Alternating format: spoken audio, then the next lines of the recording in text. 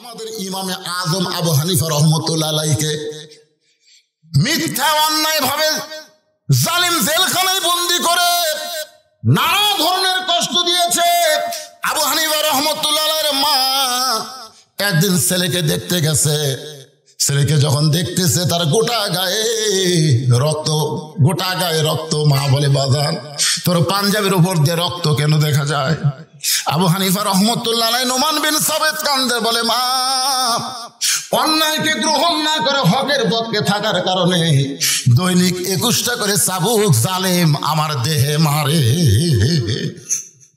আমরা যে মাযহাবকে মানি, চিন্তা করেন আমাদের মাযহাবের ইমাম বাতিলের সঙ্গে আপোষ না করে দৈনিক যদি 21টা করে চাবুক খায়, শেষে তাকে বিষ পান করে যদি হত্যা করা হয়, আর আমরা সেই মাযহাব মানবো আর অন্যায়ের সঙ্গে আপোষ করব, হকের পক্ষে থাকবো না। এই মাযহাব মানা দিয়ে আপনি কিন্তু জান্নাতে যাবার পারবেন না। ইমামকে অনুসরণ করা লাগবে। জোরে কোন কথা ঠিক কি না? আপনি যদি ইমামকে অনুসরণ করেন, দেখতে দায়িত্ব বিহাদাল ইমাম, আপনি অনুসরণ করলেন কিন্তু ইমামের আগে রুকুত গেলেন, ইমামের আগে ছেদায় গেলেন, তাহলে ইমামকে অনুসরণ করবেন, আবু হানিফার মাযহাব মানবেন, কিন্তু তার মতন বাতিলের সঙ্গে জিহাদ করবেন না। তাহলে তো আপনার হলো না। কথা কন না কেন? বারে মন খারাপ করতেছেন আপনারা? একটু মনোযোগ দিয়ে শুনবেন। যে কোনো সময় আমাদের মৃত্যু হবে, যে কোনো সময়। আজকের মাহফিলটা মনে করেন আমার জীবনের শেষ মাহফিল, আপনার জীবনের শেষ মাহফিল হতে পারে। জোরে কোন ঠিক কিনা? তাই হক কথা বলার সময় জবান বন্ধ রাখে। কোন দল করেন সেটা ভুলে যান। কোরআনের মাহফিলে যখন বসেছেন তখন নিশ্চয় আপনি আল্লাহর দল হয়ে গেছে। আপনি বারে কোন দল করেন ভুলে যান। কি কোন দল আপনাকে বাঁচাবে না, কোন দল আপনাকে রক্ষা করতে পারবে না। যদি আপনি আল্লাহর কোরআনের দলে ভর্তি হয়ে যান, এই কোরআনের ওসিলায় আল্লাহ আপনাকে জান্নাত দিয়ে দিবে। তাই অন্য কোনো দিকে মনোযোগ না দিয়ে একটু মনোযোগ দিয়ে কথাগুলো শুনবেন। মেয়েটা বলতেছে, আমির আল মুমিনিন, আমি যেই দেশের জেলখানায় বন্দী ছিলাম ওই দেশের নাম হলো রোম দেশ। জোরে কোন নাম কি? আপনি যখন রোম পারস্য দখল করলেন, তখন আপনি ঘোষণা করলেন মুসলমান কোন রাষ্ট্র যখন দখল করবে ওই রাষ্ট্র তখন আল্লাহর কোরআন দিয়ে চলবে। আর আল্লাহর কোরআন দিয়ে যখন কোন রাষ্ট্র চলবে ওই রাষ্ট্রে আর কোনো জেলখানা থাকবে না। আমির আল মুমিনিন, জেলখানার দরজা যখন মুক্ত করে দিলেন তখন আমি জেলখানা থেকে মুক্ত হয়ে বের হলাম। আমি কোথায় যাব বলেন? আমার দাদা হলো খ্রিস্টান, আমার বাবা হলো খ্রিস্টান, আমার 14 গোষ্ঠীর সবাই খ্রিস্টান, এমনকি রোম দেশের সবাই খ্রিস্টান। আমি খ্রিস্টান ধর্মের একজন মুমিনা নারী হয়ে আমি কোথায় যাব? তা আজকে 6 দিন হলে এই 2 পাহাড়ের মাঝখানে আপনাকে খুঁজতেছি। যদি আপনাকে খুঁজে পাই, আপনার কাছে এই দুঃখিনী মেয়েটা একটু আশ্রয় চায়। সুবহানাল্লাহ কয় না? আপনার কাছে এই দুঃখিনী মেয়েটা একটু আশ্রয় চাই।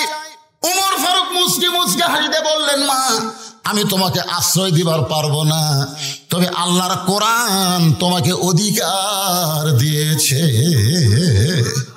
আপনারা বলেন তো, এই কোরআনে নারীদের অধিকার আছে না নাই? কতগুলা মেয়েদের কানে কানে দিয়ে বলবে, খবরদার খবরদার কোরআনের দলক যেন ভোট দিও না। কোরআনের দলক ভোট দিলে কিন্তু তোমাকে মার্কেট করবার দিবি না, তোমাকে কিন্তু বাড়ির থেকে বাইরে হবার দিবি না, তোমাকে কিন্তু সুটকেসের মধ্যে তালা দিয়ে বন্ধ করে থবি। এমন ভয় দেখাবি, বুঝলেন? আর না রে ভাই, আমার মায়েরা যারা আছেন শোনেন, মা শোনেন, নারীদেরকে সবচাইতে বেশি অধিকার দিয়েছে ইসলাম। ধরে কোন কথা ঠিক কি না? এক সময় বক্তারা ওয়াজ করতো, মেয়েরা তখন বুঝতো না, বক্তারা আসে ইচ্ছা মতো ওয়াজ করে যাইতো। এক বক্তা ওয়াজ করছে, স্বামীর পায়ের তলে বইয়ের জান্নাত। স্বামীর পায়ের তলে কি? বইয়ের জান্নাত। এটা শোনার পরে তো স্বামী সেই মশান, বউ খালি মাঝে, তুই যতই ইবাদত কর, যতই নামাজ পড়, আমার এই ফাটা পায়ের তলে তোর জান্নাত।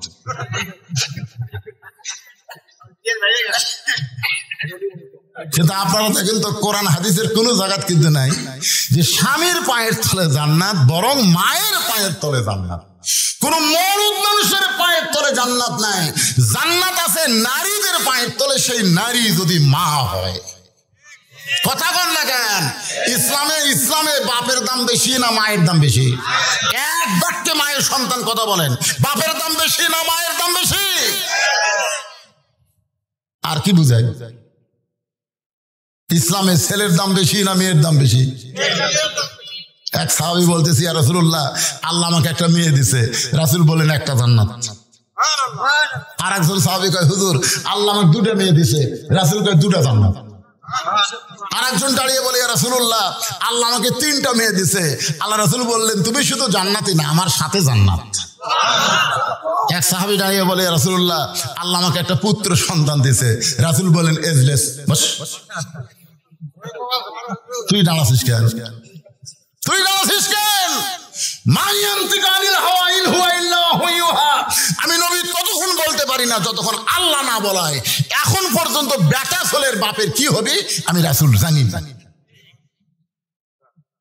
আল্লাহ রাসূল বলেছেন, বাজার থেকে যদি তুমি মিষ্টি কিনো, বাড়িতে যায় তোমার ছেলে মেয়ে দুইজন আছে, তুমি মিষ্টির প্যাকেট ভুল করে যান এই গাবড়া ছেলের হাতে দিও না, মিষ্টির প্যাকেট দিবা মেয়ের হাতে। সুবহানাল্লাহ কর না কেন? এখন মেয়েটা মিষ্টির প্যাকেট খুলে দেখে 3 মিষ্টি। এখন কয়টা? একটা বাপক দিছে, একটা মাওক দিছে, একটা ভাই দিছে।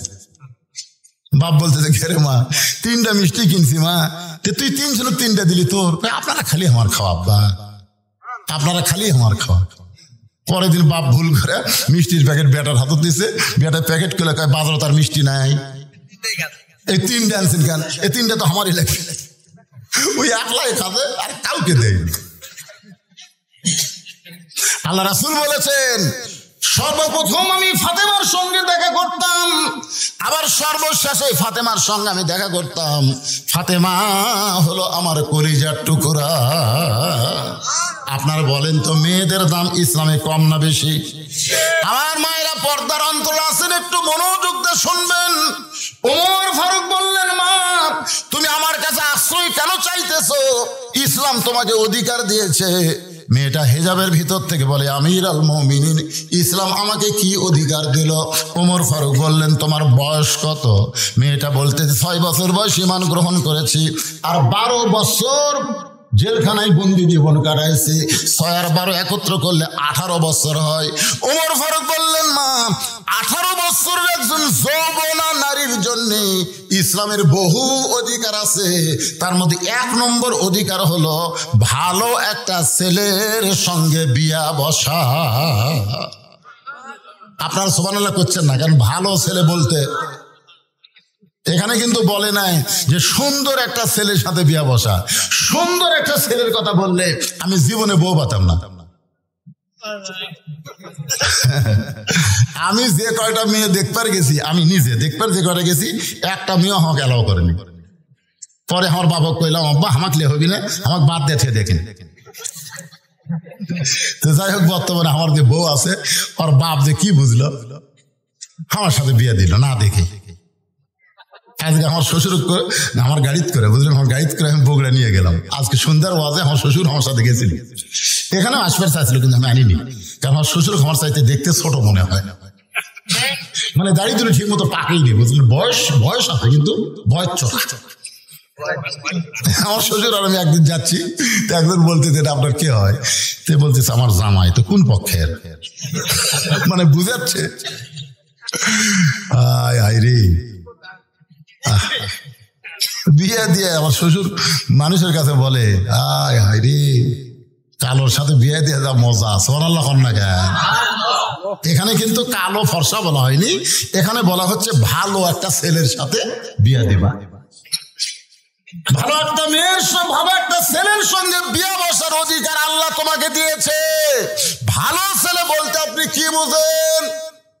ভালো ছেলে বলতে বুঝতে হবে যে 1 টাকাও ডিমান্ড নিবে না, মহারানা নগদ পরিশোধ করবে।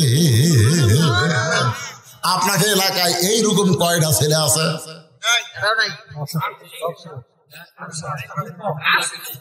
কারা কারা বিয়ে করেননি তারা হাত তোলেন তো দেখে। যারা বিয়ে করেননি এখন পর্যন্ত, যারা বিয়ে করেনি তারা এই মাহফিলত কেউ নাই।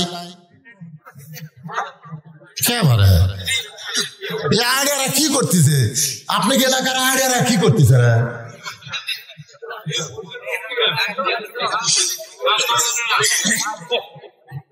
না না, এই হাজার হাজার মানুষের মধ্যে এই 4-5টা হাত বিয়ে করেনি। আচ্ছা, কারা কারা বিয়ে করছেন তারা হাত তোলেন তো দেখি এবার। মাশাআল্লাহ, সব বিয়ার আওয়াজ শুনবে রাত্রের বাড়ি। আরে তাহলে ভালো ছেলে বলতে কি বুঝবেন? ভালো ছেলে বলতে বুঝবেন 10 বছর থেকে নামাজ ধরছে। কয় বছর? 10 বছর থেকে 5 ওয়াক্ত নামাজ ধরেছে। দাড়ি কোনোদিন কামায়নি, মোচ কোনোদিন বড় করেনি, প্যান্ট শার্ট কোনোদিন পরে নাই, সবসময় ঢিলা ঢালা জামা পরেছে, পেশাব করে পানি লিয়া আবার অজু করেছে। ওই যে কয়টা ভালো ছেলে যাচ্ছে, ওই যে দেখেন, ওদের পিছন দিকে দেখেন। না না না, ওরাই ভালো। ওর সাথে আপনার বিয়ে দিয়ে দেখেন, আপনার বউ করে দুটো কানবে। আপনার ওই দাদির কাছে নানির কাছে কোনোদিনও ফিস ফিস করবি না। একটা হুজুরের বউ কোনোদিন দাদি নানির কাছে কয় না কি রে কান্দিস কে, কি দেখে বিয়ে দিচ্ছেন? কোল বালুস লিয়ে শুয়ে থাকে, আমার দিকে তাকাই না। একটা হুজুরের বউ কবি না। যারাই বলবে ওই প্যান্ট শার্ট পরা খাড়া হয়ে পেশাব করে পানি লেয় না, এরকে বউ কবি। কথা বল না কেন? ভালো ছেলে বলতে কি বুঝতেছেন? একটা ভালো ছেলের সঙ্গে বিয়ে বসার অধিকার আল্লাহ তোমাকে দিয়েছে। ও মা, এই মুহূর্তে তুমি ভালো ছেলে কোথায় পাইবা? তুমি ভালো ছেলে কোথায় পাইবা মা? কারণ তোমার তো কোনো অভিভাবক নাই। আমি তোমার অভিভাবক হইয়া একটা ভালো ছেলের খবর দেই। দেখো তো ছেলেটা তোমার পছন্দ হয় কিনা, দেখো তো ছেলেটা তোমার পছন্দ হয় কিনা। ওমর ফারুক বললেন, মা আমি ছেলেটার নাম বলি, নামটা শোনার পরে দেখো তো ছেলেটা তোমার পছন্দ হয় কিনা। মেয়েটা বলতেছে, তাহলে আপনি বলেন। ওমর ফারুক বললেন, ছেলেটার যোগ্যতা হলো 30 পারা কোরআনের হাফেজ। সুবহানাল্লাহ। আস্তে আস্তে আস্তে আস্তে হাফেজ কি করে খাবি রে? আমার বাপ সবসময় গল্প করছে, হাজী সাহেব জানে, আব্দুর রশিদ ভাই, আমার বাপ গল্প করছে 3 ছেলে নিয়ে আমার কোনো টেনশন নাই। 2 কলেজের প্রফেসর, একটা প্রাইমারি হেডমাস্টার, এই মৌলবি খেলে আমার টেনশন। তুই কি করে খাবি?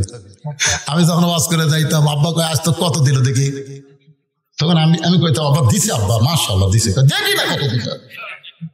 তখন আমি পকেটটা বাইর করে তখন দিই, উপরে 100 টাকা, তারপরে 50, তারপরে খালি 10। আব্বা গুনা কয় রে 250 হলো রে। তোর টাটকা বলতে তুই যে সারা রাত মানুষের ওয়াজ করিস, আরে 250-300 করে টাকা দেয়, দোকানদারি করে খা। বিশ্বাস করেন, আমার বাপ জোর করে আমাকে ওয়াজ বাদ দিতে আমাকে একটা কাপড়ের দোকান করে দিল। কাপড়ের দোকানদারি করি আমি। আর মাঝে মধ্যে গল্প করে, আমার এই ছেলেগুলা খুবই চিন্তায়, কি করে খাবি। আলপুরা দরবার শরীফে আল্লাহর ওলি মোহাম্মদ আলী ফরিদি রহমতুল্লাহ আলাইহি যেদিন দুনিয়া থেকে বিদায় নিলেন, আমি তার জানাজার নামাজ পড়ে বেড়াইছিলাম। ওই ঘুরে ঘুরে তার দেহ দেখাচ্ছে, ঘুরে ঘুরে, মানে হাজার হাজার মানুষ, তো লক্ষাধিক মানুষ এখন তাকে দেখবে, তার সোনার চেহারাটা দেখবে। এরা দেখবার দেখ ঘুরে ঘুরে যিনি দেখাচ্ছেন তিনি হচ্ছেন রসমনা হায়দারি হুজুর, উনি মারা গেছে, ওনার বাড়ি হচ্ছে ঈশ্বরদী। এরকম ঘুরে ঘুরে দেখাচ্ছে। আমি ঘুরে ঘুরে দেখতে গিয়া হুজুরের মুখের দিকে তাকায় আমার চোখ আর সরে না। আমি কিছুক্ষণ যখন তাকাই আছি, তখন হায়দারি হুজুর বুঝতে পারলেন, ইত্তাকু ফিরাসাতাল মুমিনিনা ফাইন্নাহু ইয়ানজুরু বিনুরিল্লাহ। এই মৌলানা সাহেব তো সাধারণ মানুষের মতন দেখতেছে না, আমাকে হাত ধরে হুজুরের কাছে টেনে নিল। আমি 8 ঘন্টা পর্যন্ত মোহাম্মদ আলী ফরিদি পীর কেবলা রহমতুল্লাহ আলাইহির চেহারার দিকে তাকায় থাকলাম। ওই যে পাগল হয়ে গেলাম। আলপুরা দরবার শরীফে দোকানদারি ব্যবসা বাণিজ্য বাদ দিয়ে সব ছেড়ে চলে আসলাম এখানে। দীর্ঘদিন এখানে থাকার পরে আলোচনা শুরু করলাম, ওয়াজ নসিহত করি, টাকা পয়সা কে কি দেয় বাংলাদেশের কোন লোক বলতে পারবে না।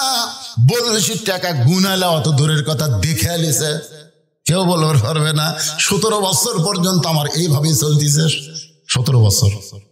2007 সালে বীরগ্রাম যখন আমি গেলাম, পিছন দিক থেকে একটা ট্রাক আমার গাড়িকে লক্ষ্য করে মারলো, সাথে সাথে আমার সেক্রেটারি মারা গেল। সেক্রেটারি যখন মারা গেল, আমি গাড়ির মধ্যে বেহুশ হয়ে থাকলাম। আমাকে নিয়ে গেল শহীদ মেডিকেল হাসপাতালে। আমার সেক্রেটারি মারা গেছে, আমার গায়ের যে চাদর সেরে দেওয়ার লাশ ঢেকাতেছে, গোটা এলাকা আমার খবর হয়ে গেল বজলুল রশিদ মারা গেছে। সবাই আমার নামে ইনলালিল্লাহ পড়লো। আমার বাড়িতে কেউ মাইক্রোলিয়া, সিনজেলিয়া, টেক্সিলিয়া সবাই চলে গেছে। আমি আছি শহীদ মেডিকেল হাসপাতালে। আমার বাপের কাছে যা বলতেছে, আপনার ছেলের লাশ কখন দাফন হবে? আব্বা কয় কে রে? আমার ছেলে তো মরেই নিবে। আসলে মরে গেছে আমার সাহাবী। ভালো হওয়ার পরে আমি আল্লাহর কাছে ওয়াদা করলাম, আল্লাহ আজকে যদি আমি মরে যেতাম, তখন কিন্তু ইউটিউব ছিল না, ফেসবুক ছিল না, এরকম ওয়াজ প্রচারের কোনো মাধ্যমে ছিল না, ছিল না। এই মরে গেলে সবাই বলতো বলছি একটা ওয়াজ করতে রে, মারা গেছে। মরে যাওয়া মাত্র আমি শেষ হয়ে যেতাম। আমি সেদিন নিয়ত করলাম যে আর টাকা পয়সা কামাই করে আমি নিজের জন্য খরচ করব না। সেই টাকা পয়সা জোগাইতে জোগাইতে সর্বোচ্চ 12 শতক জায়গার উপর আমি একটা মাদ্রাসা তৈরি করলাম। তারপর আবার কিছু জায়গা কেনার পরে একটা মসজিদ তৈরি করলাম। তারপর আবার কিছু জায়গা কেনার পরে আবার ভিন্ন করে মাদ্রাসা তৈরি করলাম। এখন আমার জায়গা ওইখানে গিয়ে দেখবেন সমস্ত জায়গা কিন্তু ওয়াকফ করা, জোরে কোন কি করা? ওয়াকফ করা। 235 শতক জায়গা ওয়াকফ করে সেইখানে মসজিদ, মাদ্রাসা, এতিমখানা তৈরি করা হয়েছে। মহিলা মাদ্রাসা বর্তমান 3 তলা। সুবহানাল্লাহ কর না কেন? 3 তলা। আর এই বছর ইউটিউব ভাইরা জানে, এই বছর আমি আল্লামা সাইদি হুজুরের নামে একটা শহীদ দেলোয়ার হোসেন সাইদি হুজুরের রহমতুল্লাহ আলাইহির নামে একটা অডিটোরিয়াম করলাম। এই বছর আমার পায়ের মুজের থেকে জুতা করে আমার এই রুমাল পর্যন্ত, পাঞ্জাবি, কোট যা দেখতেছেন, মোবাইল, ঘড়ি, চশমা সব হচ্ছে মানুষের হাদিয়া। আজকেও একজন একটা তসবিহ আর জায়নামাজ হাদিয়া দিল। মানে আমার কোনো জিনিস কিনা লাগে না, জনগণে আমাকে হাদিয়া দেয়। তাহলে আমি কেন আমার জন্য করব? আমি যা করব আল্লাহ রাসূলের জন্য করব। আল্লাহ যেন কবুল করে, জোরে করে আমিন। আমি কথাটা কেন বললাম, কি প্রসঙ্গে বললাম একটু মনে রাখবেন আল্লাহর বান্দারা। ও ফারুক বলতেছেন, মা আমি যেই ছেলেটার খবর দিচ্ছি সেই ছেলেটা হলো 30 পারা কোরআনের হাফেজ। আপনারা বলেন তো হাফেজের দাম আছে না নাই? যে রাস্তা দিয়ে হাঁটে যাবে ওর পায়ের জুতার পরশে আল্লাহ কবরে আযাব মাফ করে দেয়। একজন হাফেজ শুধু জান্নাতে যাবে না, 10 জন জাহান্নামী মানুষকে সুপারিশ করে জান্নাতে নিয়ে যাবার পারবে। ওমর ফারুক বললেন, মা আমি যেই ছেলের খবর দিচ্ছি সেই ছেলেটা শুধু হাফেজ না, 6 লক্ষ হাদিসের হাফেজ। ছেলেটার বয়স হলো 22 বছর। ছেলেটার বয়স হলো 22 বছর। ধরে কোন কয় বছর? লম্বাই হলো 6 ফুট 2 ইঞ্চি। গায়ের রং ফর্সা, চাঁদের মতন চেহারা। ছেলেটার নাম হলো আব্দুল্লাহ ইবনে ওমর। আমার ছেলে আব্দুল্লাহর সঙ্গে তোমার বিয়াটা দিয়ে তোমাকে আমার বৌমা বানায়া আমার বাড়িতেই তোমাকে অধিকার দিবার চাই। তোমাকে কি বানাবো? বৌমা। জোরে কোন কি মা? আপনারা বলেন তো মেয়েদের অধিকার আছে না নাই? ওমর ফারুক বললেন, আমার আব্দুল্লাহর সঙ্গে তোমার বিয়েটা দিয়ে তোমাকে আমার বৌমা বানায় আমার বাড়িতেই তোমাকে অধিকার দিবার চাই। আব্দুর রশিদ ভাই, আপনি তো বেটি নাই মনে হয়? ছেলে আছে তো? বৌমা না? বৌমা 3টা বৌমা পাচ্ছেন, ভাগ্য ভালো। হ্যাঁ, কতগুলো বউ বুঝছেন, বিয়ে হওয়ার পরে বেটা গিয়া বউরা শহর গেছে। এখন বেটার বউ থাকে শহরের বাসায় থাকে বউ আর বেটা। আর বাপ আর মা বুড়ি গ্রামে গুড়গুড়ি করতেছে। আছে না নাই? কথা কোন আছে না নাই? কি যে বুদ্ধি শুনেছে, কানে কানে বলেছে, তোমার বুড়া বাপ আর বুড়ির কাছে আমি থাকতে পারবো না, এরা খালি ফ্যাট ফ্যাট করে। এখন বইয়ের কথা মতো এখন ছেলেরা বগুড়া বাসা করছে। এখন বগুড়া শহরের মেন কেন্দ্রে একটা সুন্দর বাসা করে স্বামী স্ত্রী 2 জন থাকে, ভালো চাকরি করে, ভালো কামায়। একদিন বাবা অসুস্থ হয়ে বগুড়া পপুলার ডায়াগনস্টিক সেন্টারে দেখাবার গেছে। ডাক্তার এত ভিড়, দেখতে দেখতে রাত 9টা বাজছে। 9টা। এখন তো পরীক্ষা টরীক্ষা খুব বেশি, সব দিকে রাত 9টা বাজছে। এখন চিন্তা করে, এই 9টার সময় আমি ডুবাটেকুর কেমনে যাই, এই চিন্তা করতেছে বুড়ে। তখন ভিতরের মন বলতেছে, এত ডুবাটেকুর চা লাগবে, এত বেটার বাসা নাই, বেটার বাসাত যা।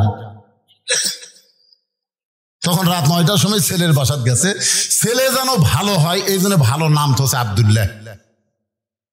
রাত 9টার সময় ডাকতেছে, আব্দুল্লাহ রে, আব্দুল্লাহ। আপনার তো এটা গ্রাম না শহর? কথা কন না করে ভাই। কিন্তু বাপ কি বেটা শহরের ভাষা ডাকবার পারে? গ্রামের ভাষা ডাকছে, আব্দুল্লাহ রে, আব্দুল্লাহ। আব্দুল্লাহ মনে মনে চিন্তা করে, শহরের সবাই আমার সাহেব কয়, স্যার কয়, আমার নাম ধরে ডাকার মরদ তো কেউ নাই। এ রাত 9টার সময় আমার নাম ধরে ডাকলো কে? গেট খুলে দেখে বাবা দাঁড়িয়ে আছে। ও বাবা, শহরে বাসা করার পর থেকে আপনি তো আসেন না বাবা। বাবা গো, আপনি তো আসেন না বাবা, আজকে রাত 9টার সময় কেন আইছেন? বাবা বলতেছে, আমার ঠেকা পড়ছে। ঠেকা যাবার পারিনি, যাবার গাড়ি নাই, কি করবো? ডাক্তার দেখতে দেখতে মারা যাচ্ছে, এই জন্য তোর বাড়ির দরজা চাচ্ছি, তুই কি ভিতরে ঢুকাবো না এতে যাবো? আব্দুল্লাহ বুঝতে পারছে আমার বইয়ের কারণে বাপ খালি সেই রকম রাগে আছে। বাপ বুঝতেছেন না বাপের রাগ আছে না নেই। আব্দুল্লাহ আস্তে করে বাবার হাত ধরে রেস্ট রুমে বসায়, বলে বাবা একটু ধৈর্য ধরেন, একটু ধৈর্য ধরেন। বাবারে বসায় তুইয়া আব্দুল্লাহ আস্তে আস্তে আইসা দেখে বউ ঘরের মধ্যে কম্বল গাও দিয়ে শুয়ে আছে। বইয়ের কাছে ফিস ফিস করে বলতেছে, ময়না পাখি, ময়না পাখি, আমার বাবা আছে, আমার বাবা। তোমার বাবা আছে আমি জানি না। যখন আব্দুল্লাহ আব্দুল্লাহ করে ডাকলো তখন আমি শুনিনি। হায় হায়, স্বামী দুর্বল হয়ে বউ আস্তে আস্তে করছে, আর বউ যে জোরে চিল্লে উঠছে, ওর বাপ রেশন মধ্যে শুন করছে, ওরে বাবা রে, তোমার বাবা আছে, তোমার বাবা খাবার দাও, দেখো ডাইনিং টেবিলে খাবার দাও, মিক্সিতে খাবার আছে, ফ্রিজের মধ্যে খাবার আছে, বের করে দাও। আব্দুল্লাহ বলতেছে, অনেকদিন পর বাবা আইছে, তুমি যদি বাবার সামনে একটু খাবার দাও আমার বাবা বড় খুশি হবে। বউ বলতেছে, সকাল থেকে আমার পিঠ শিরশির করে, আমার মাজা বেদনা করতেছে, আমি উঠতে পারলাম না, তুমি পারলে তোমার বাপকে খাবার দাও। আব্দুল্লাহ ধীরে ধীরে বাবার কাছে চলে আসে, বাবার চোখ দিয়ে দর দর করে পানি পড়ে। আব্দুল্লাহ বলে, বাবা এমন করে আপনি কেন কাঁদতেছেন? বাবা বলে, তোর বউয়ের অসুখ হয়েছে, তোর বিবি বড় ব্যথায় পড়েছে, আর অসুস্থ বউকে তুই কেন আমারে খাবার দিবার বলিস রে পাগল? তুই কি মনে করছিস আমার থাকার জায়গা নাই তাই বলে কি বগুড়া খাওয়ার হোটেল নাই? তুই কি মনে করছিস বগুড়া আমার থাকার জায়গা নাই তাহলে হোটেল নাই? আমি খাইয়ে যাচ্ছি বাবা, আমার অসুস্থ বউরে খবরদার জ্বালাতন করিস না, একটু থাকার জায়গা না। এখন আব্দুল্লাহ একটা ঘর দেখে বলে, বাবা তার ওই ঘরে আপনি ঘুমান। রাত 9টার সময় বাবা না খাইয়া ঘুমায় গেছে। রাত যখন 11টা বাজে, এমন সময় আব্দুল্লাহর শালা বইয়ের ছোট ভাই, রাত যখন 11টা বাজে তখন আব্দুল্লাহর শালা, শালা বোঝেন না বইয়ের ছোট ভাই, দরজাতে সে ডাকতেছে, শেফালি আপা, শেফালি আপা। আব্দুল্লাহর বইয়ের নাম হলো শেফালি। শেফালি আপা, বিয়ের যেমন হিন্দু ধরা ধরে লাভ মারে, আব্দুল্লাহর বউ কম্বল ফেলা দেয়, মারছে লাভ। আব্দুল্লাহ তাকায় দেখে কম্বল আছে, বউ নাই। কম্বল আছে, বউ নাই। বউটা গেল কোন জায়গায়? দৌড়া গিয়া গেট খুলে দিয়ে বলে, ভাই এত রাত্রে কোত্থেকে আসলি? বলে, ক্যারাম বোর্ড খেলতে খেলতে রাত হয়ে গেছে আপা, ঘড়ির দিকে তাকানোর টাইম পাই নাই, আমি একটু ঘুমাবার চাই। বোন কান্দার বলে, পাগল হয়েছিস নাকি? তুই আমার ভাই, না খেয়ে ঘুম পারবি, আমার চোখে ঘুম ধরবে না, আগে খাওয়া তারপরে ঘুমানো হবে। আব্দুল্লাহর বউ তার ভাইকে ডাইনিং টেবিলের চেয়ারে বসায়া ভাত তরকারি যা ছিল সব গরম করে ভাইয়ের সামনে দিয়া বলতেছে, খাভাই খাভাই, তুই না খাইলে আমার কলিজার মধ্যে কোনো শান্তি নাই। আব্দুল্লাহ মনে মনে চিন্তা করে, 9টার সময় আমার বাবা এলো, তখন তোর মাজা বেদনা পিঠ শিরশির করে, আর 11টার সময় খাভাই খাভাই কারণ কি? 12 হয়ে দেখে 5 তরকারি গরম ভাত, শালার মাথায় বইয়ের হাত। কয় তরকারি? 5 তরকারি গরম ভাত, শালার মাথায় বইয়ের হাত। খালি বলতেছে, আরে এক টুকরা খা ভাই, আরে এক টুকরা খা ভাই। আব্দুল্লাহ আস্তে আস্তে বাবা যেই ঘরে ঘুমাই, ওই ঘরের জানলার পাশে গিয়ে তাকায় দেখে জিরো বাল্বের আলোতে বাবার শুকনা মুখ দেখতে পায়। বাবা আমার 9টার সময় না খাইয়া ঘুম পাড়ছে। আমার বাবা যখন খাবার চাইছে, আমার বাবাকে যখন খাবার দেবার বলেছি তখন তোর মাজা বেদনা পিঠ শিরশির করে। আমার বাবা না খাইয়ে ঘুম পাড়তেছে, আর তোর ভাইয়ের সামনে 5 তরকারি গরম ভাত। এমন সময় আল্লাহর কোরআন বলতেছে, আল্লাযী খালাকাল মাউতা ওয়াল হায়াতা লিয়াবলুয়াকুম আইয়ুকুম আহসানু আমালান ওয়া হুয়াল আজিজুল গফুর। আব্দুল্লাহ রে, আজকে তোর নেক আমলের পরীক্ষা হবে। আব্দুল্লাহ, আজকে তোর সুন্দর আমলের পরীক্ষা হবে। তোর শালার সামনে 5 তরকারি গরম ভাত, আর তোর বাপ না খেয়ে ঘুম পাড়তেছে। এই মুহূর্তে তোর আমল কি? এমন সময় আল্লাহর কোরআন সামনে দাঁড়ায় বলতেছেন, ওয়াকাযা রাব্বুকা আল্লা তা'বুদু ইল্লা ইয়্যাহু ওয়া বিল ওয়ালিদাইনি ইহসানান। আল্লাহর ইবাদতের পরে বাপ মার প্রতি ইহসান করো, দয়া করো, ভক্তি করো। তুমি যতই নামাজ পড়ো, রোজা করো, তোমার বাপ মার কলিজায় যদি সামান্য কষ্ট দাও, তোমার একটা ইবাদত আল্লাহর দরবারে কবুল হবে না। কথা বলেন না কেন? কবুল হবে? মায়ের মনে কষ্ট দিয়েছেন, বাপের মনে কষ্ট দিয়েছেন। দাঁত থাকতে মানুষ দাঁতের মূল্য দেয় না, চোখ থাকতে মানুষ চোখের মূল্য দেয় না। 18 সালে আমার বাবা মারা গেছে। বাবা যখন মারা গেছে তখন আমরা 4 ভাই মায়ের কাছে গিয়ে বললাম, মা বাবা মারা গেছে। মা বলতেছে, আফসোস করিস না, বাবা মরে গেছে, মরা যখন লাগবে। আমি তো মা, তোদের জীবিত আছি। 23 সালের 25 ডিসেম্বর যখন মা মারা গেল, আমার বাপ মাকে মসজিদের পাশে কবর দিয়ে রাখছে। প্রতিদিন ওয়াজে আসার সময় একবার বাপ মার কবরে সালাম দেই। যত রাত্রি ওয়াজ করে যাই না কেন, বাপ মার কবরে সালাম দেই। বারবার চোখের সামনে ভেসে ওঠে, যার বাপ মা নাই এই দুনিয়াতে তার কেউ না। বহুদিন বউকে বলেছিলাম, আমার বউকে, আমি ওয়াজ করে বাড়ি আসবো, তুমি চেতন থেকো, তুমি চেতন থেকো। আল্লাহর কোরআন আমার সামনে কোনদিন দেখলাম না। আমার যাবার কারণে আমার বউটা চেতন আছে, কিন্তু আমার মা যেই ঘরে ঘুমায় ওই ঘরের পাশ দিয়ে যখন আমি হেঁটে যাই, মামার জুতার শব্দ শুনে বুঝতে পারে বাজান আমি ঘুমাই নাই। আমার মা ঘরের দরজা খুলে দেয়। আমি বলতাম, মা কোনদিন কি আপনার চোখে ঘুম ধরে না? মা বলে, পাগল ছেলে, ওয়াজ করে বাড়ি আসবি। এইটা জানার পরে দুনিয়ার কোনো মা ঘুমায় না। আজকে যাদের মা নাই, বাপ নাই, তারাই বুঝতেছে এই দুনিয়াতে সব কিছু থাকার পরেও তারে কিছুই নাই। জোরে কোন কথা, ঠিক কিনা?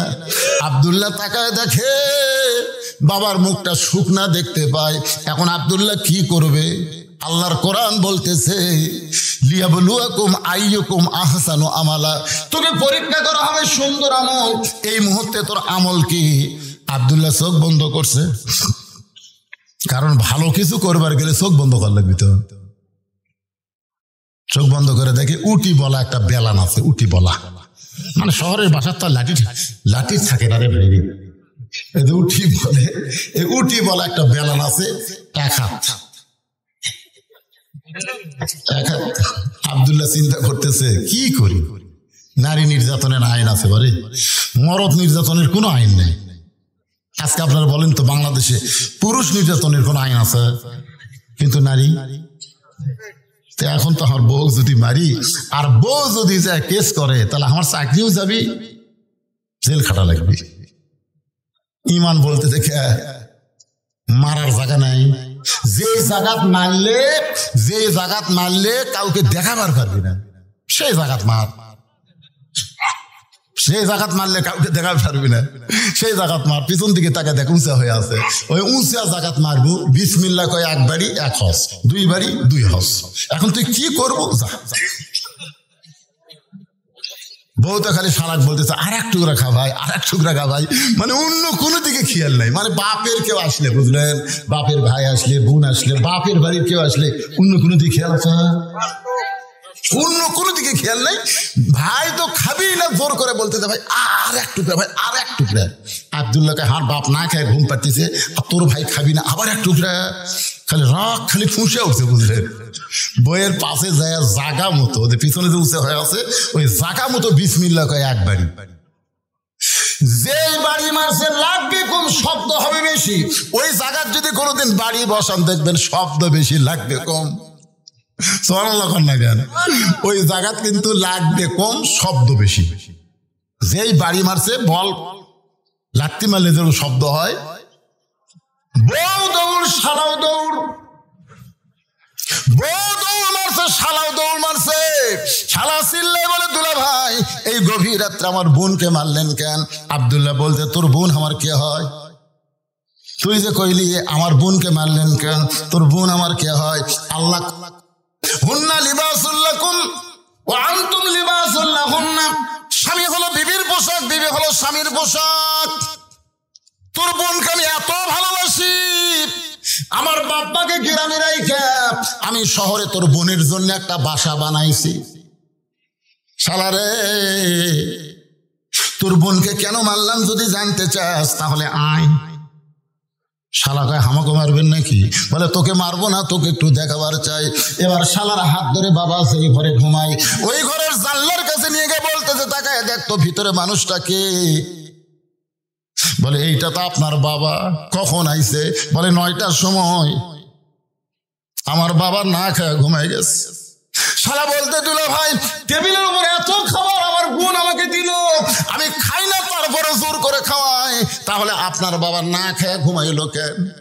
আব্দুল্লাহ কামদের বলে আমার বাবাকে যখন খাবার দিবার কইছিলাম তোর বোন কইল আমার মাজা বেদনা পিঠ শিরশির করে। আমার বাবা তোর বোন অসুস্থ কথা শুনে না খাইয়া ঘুমায় গেছে। এখন বললে শালা বল আমি কি করব? শালা বলতে দুলা ভাই আর একটা মারেন, আর একটা মারেন। কারণ মানুষের জাত না, মানুষের জাত যদি হইতো তাহলে শুধু বাপের আত্মীয়কে ভালোবাসতো না, শ্বশুরের আত্মীয়কেও ভালোবাসতো। ধরে কোন কথা ঠিক কি না? আজকে আপনাদের ঘরগুলো খেয়াল করে দেখেন তো, আমার মায়েরা যারা পর্দার অন্তর আছেন মা শোনেন, আপনি যদি আপনার স্বামীর আত্মীয়কে ভালো না বাসেন আপনার স্বামীও কিন্তু আপনার আত্মীয়কে ভালোবাসবে না। কিন্তু যারা যারা কি কতগুলো আছে কিন্তু শাশুড়ির সামনে যা বলতেছে আম্মা আম্মা আমি আজকে বাজারে যাচ্ছি, উমরপুর বাজারে যাচ্ছি, আম্মা আপনি ডাব খাবেন না গ্লুকোজ খাবেন আম্মা? আছে না নাই? বউ বলতেছে আমার মাও দুটাই খায়, আমার মাও দুটাই খায়। তখন বলতেছে আম্মার জন্য ডাব আনবো গ্লুকোজ আনবো। এই কথা বলে যখন বাড়ির থেকে বের হচ্ছে দেখে দরজাত মা খাড়া হয়ে আছে।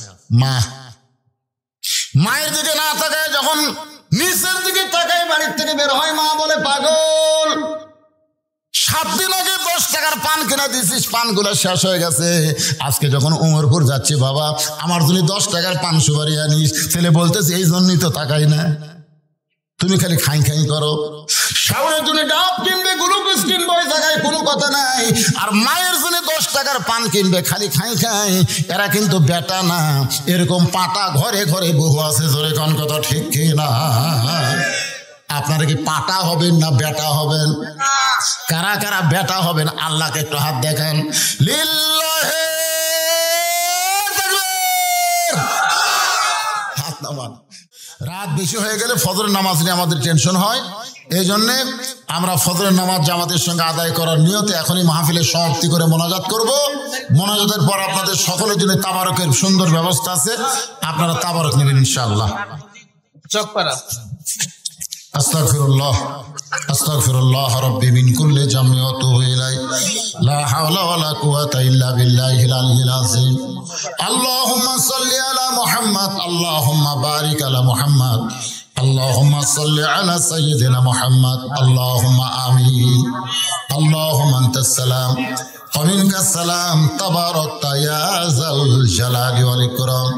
আয় আল্লাহ তাআলা সেই মাগরিবের নামাজের পর থেকে রাত 1:15 পার হয়ে গেল, এই দীর্ঘ সময় পর্যন্ত তোমার বান্দা বান্দিরা আরামের বাড়ি ঘুমকে বাদ দিয়া লেপ্ত শোকের মহব্বত কলিজা থেকে বের করে এই জান্নাতের বাগানে বসে বসে কোরআন হাদিস আলোচনা শোনার শেষে আমি গুনাহগারের সঙ্গে রহমতের দরজায় ফকির হয়ে দোকানে হাত তুলেছে। আল্লাহ মেহেরবানি করে আজকের মাহফিল আমাদের সকলের হেদায়েতের জন্য, নাজাতের জন্য, জান্নাতের জন্য কবুল করো।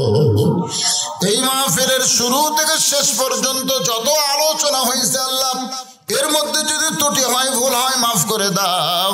এর যা হাদিয়া মঞ্জুর করো সোনার মদিনায় নবী পাকের রওজা মোবারকে আল্লাহ কবুল করে নাও।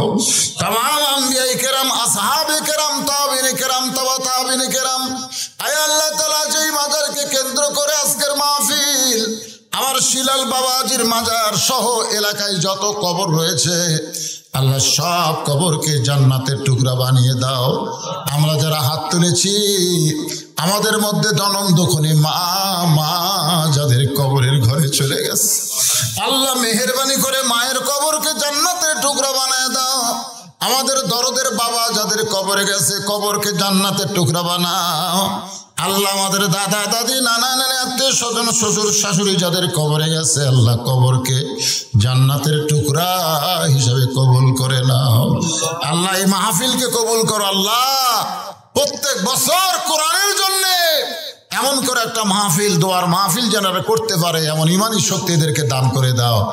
আগামী বছর মাহফিলের জন্য অনেকে নগদে বাকিতে টাকা দিয়েছে, একটা গরু কেনা হবে উমরপুর বাজার থেকে। আল্লাহ সেই গরুর জন্য তোমার বান্দারা হাজার হাজার টাকা দান করেছে। আল্লাহ কেউ তেল দিয়েছে, কেউ চাল দিয়েছে, কেউ রসুন দিয়েছে, কেউ আদা দিয়েছে। আল্লাহ আরো অনেকে গোপনে দান করেছে। আল্লাহ সকলের দানগুলোকে জান্নাতের বিনিময়ে আল্লাহ তুমি কবুল করে নাও। আল্লাহ আমার মা বোনেরা পর্দার অন্তরালে বসে বসে আর শুনেছে, আবিদা সালিয়া পর্দা নিজি কবুল করে মা ফাতেমার চরিত্র দান করো। আমি সহ আমরা যারা অসুস্থ হাত তুলেছি সুস্থতার নিয়ামত দান করো।